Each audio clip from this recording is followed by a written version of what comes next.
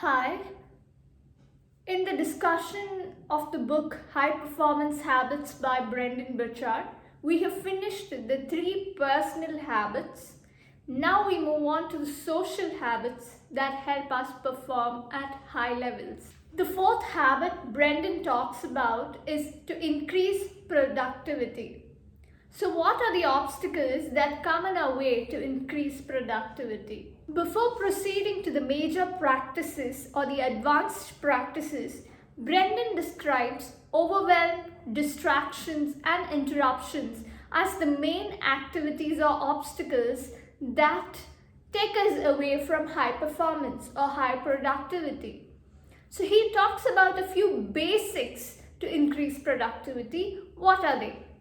These are taking breaks during our work. He recommends, or rather strongly advocates, taking breaks. And it's not about taking break midday. It's about taking break every hour. Every hour he recommends you to stop the work you're doing, stand up in your place or go around, drink a cup of water, come back and do the activity that we practiced in the previous session, that is close your eyes, release tension, set intention. So it's basically like sharpening your axe. Give a break to your body, your posture, your mind, and that will rejuvenate you to do better in the next 1 hour.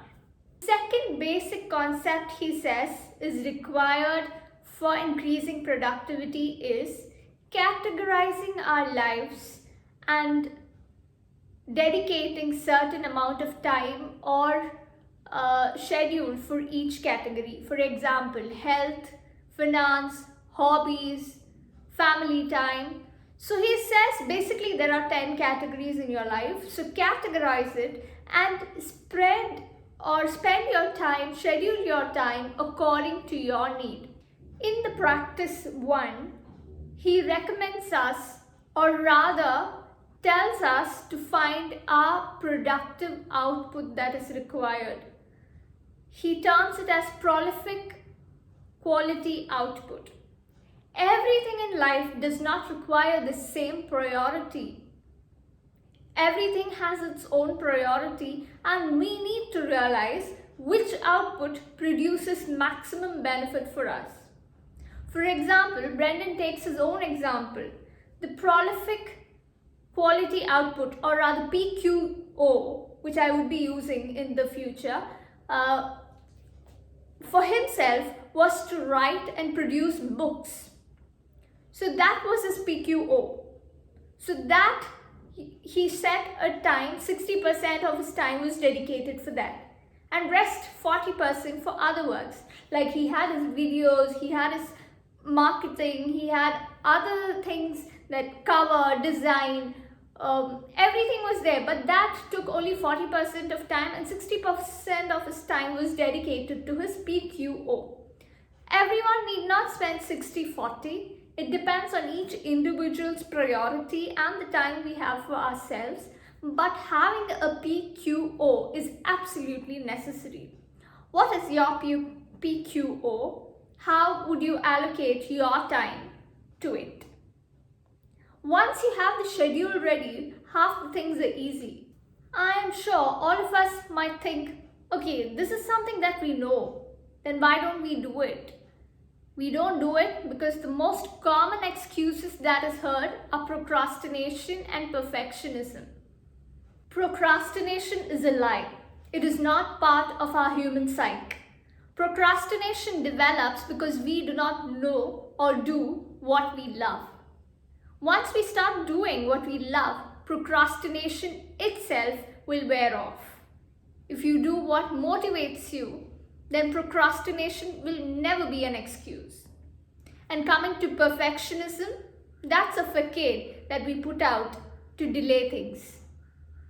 Perfectionism appears to the content that you have already created. A finished product can be improved, perfected. But what if you're not even doing that? So procrastination and perfectionism are 2 things that we need to avoid. In the previous practice, we discovered our PQO.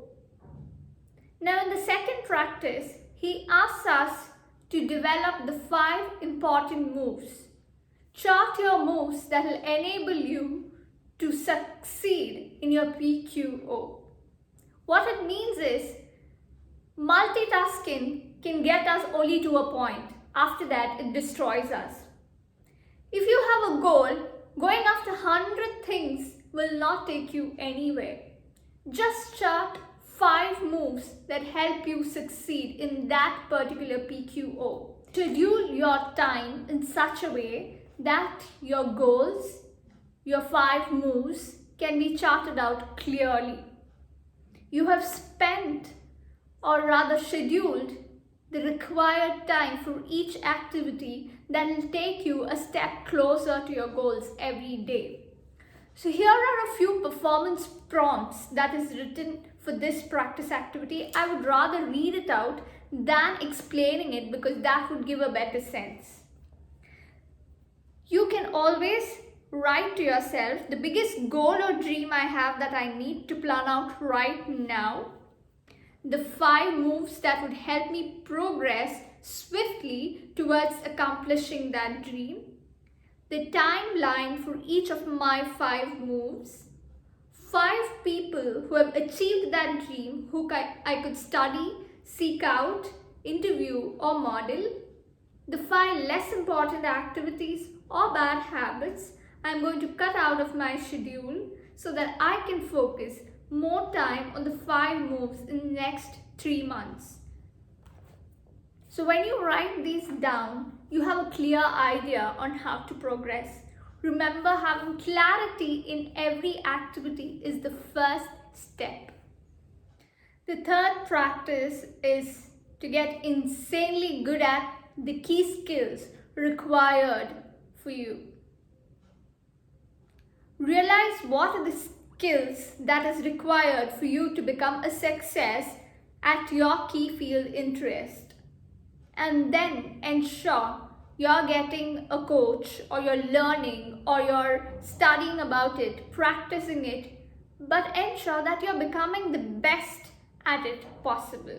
That was the 4th habit on how to increase productivity.